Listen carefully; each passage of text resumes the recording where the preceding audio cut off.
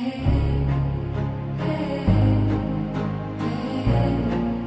here to share with you some findings on my work titled Association of Brucellosis with Abortion Prevalence in Humans and Animals in Africa. My name is Bosco Ntirandekura.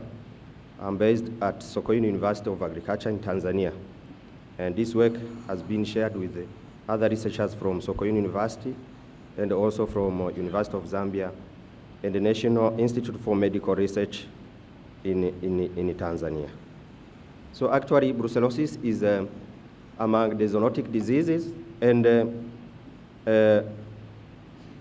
during the two recent days, people has been mentioning it, but actually it is underreported, specifically among humans and animals in some part of Africa due to the low awareness of the disease, inadequate diagnostic tools, and also there is some difficulties in terms of lack of laboratory reagent, specifically for us young researchers. If you look at this map, you can see the distribution of the disease, which is actually worldwide. And if you see the red colors are representing where outbreaks are reported or occurring in different parts. And if you cut Africa, we have an underreported situation of this disease in different species. So what is the problem actually here? My problem is to understand at the moment of reporting the prevalence we are getting in different species, how can we associate the seropositivity of the disease with the abortions which are occurring in these species? Because most of the time we are based on statistical association only without considering other co-infections which can be also contributing or environmental factors. So the aim of this review was to assess the contribution of this disease to the abortion observed in humans, domestic animals, and wild animals, but we limited ourselves to African continent.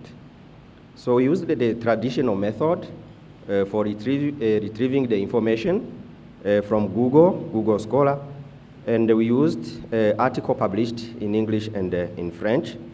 And the inclusion criteria was any type of article which is reporting or attributing the association between the seropositivity and the abortions in humans and animals. But for balancing the information, we were obliged to try to understand also the causative or the participation of infection and the non-infectious pathogen to the abortions. But for this, we could not limit ourselves to African continent. In this table, I'm sharing the result where different pathogens we know, specifically bacteria, viruses, fungus, protozoan, are contributing to abortions occurring in this species. But if you look at the second row, it is where we get a combination of some pathogens which are contributing in humans and animals, and specifically this group which commonly known as zoonotic part, and Brucella is leading this group. When we were retrieving the information, we found out also that there is an existence of non-infectious cause of abortions, which are most of the time genetically explained or endocrinologically contributing. There is also some immunological effect, nutritional deficiency, but also environmental and occupational factors.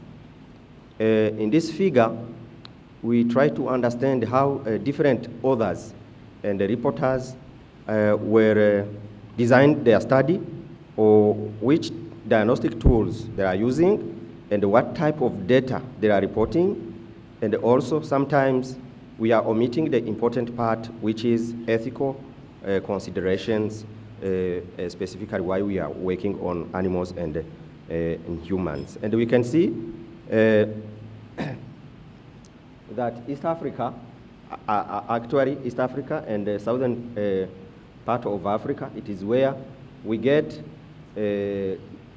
actually like a good reporting system where people are reporting a prevalence with abortions, but also with the odd ratio.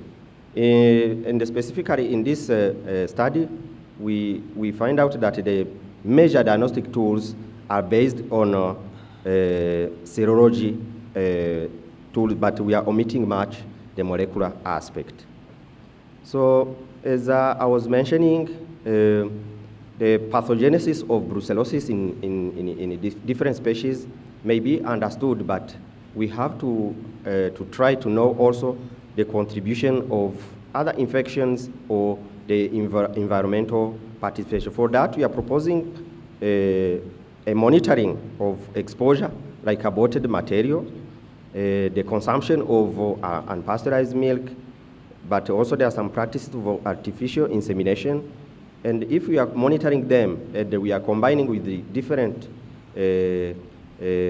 clinical signs, and then we can come up to a good conclusion. But actually, we are not recording any evidence of brucellosis contributing to abortion in wildlife, while we know that this species can play a role of a reservoir, or also can contribute to a spillover of the disease in different species, specifically in domestic animals. So concluding, there is some report in Africa, but where we find a high prevalence of brucellosis in humans and domestic animals, but we still have a difficulty to associate this prevalence with the abortions which are occurring in our settings.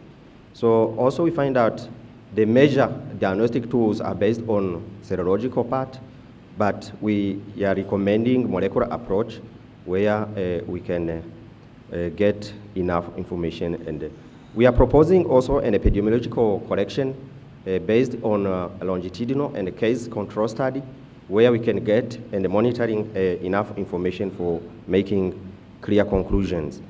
And while we are here, we think that a coordinated One Health approach can come and guide people for brucellosis control, specifically in domestic animals, and to prevent the disease in human. And thank you very much for your attention. Thank you, Mr. Ntirandekura.